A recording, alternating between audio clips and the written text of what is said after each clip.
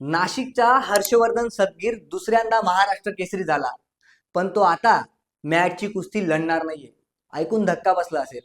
Captain Ashok खरातमुळे Nashik बदनाम झालं, पण तेच नाशिक आता हर्षवर्धनमुळे पुन्हा एकदा चांगल्या नावाने ओळखलं जातंय.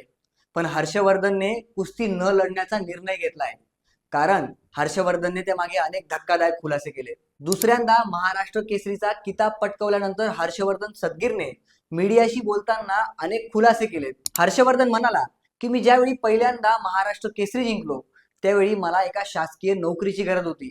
मी अनेक वेळा दादा भुसेंना भेटलो, शिंदे साहेबांना भेटलो, माझ्याकडे त्यांच्या भेटीचे फोटो सुद्धा आहेत.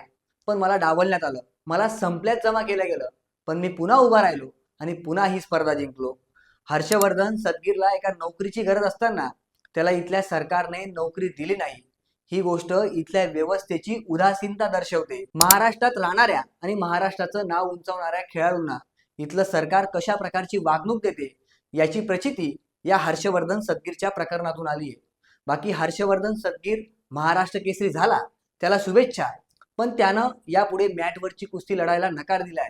याबाबत तुम्हाला काय वाटतं? कमेंट करून नक्की सांगा.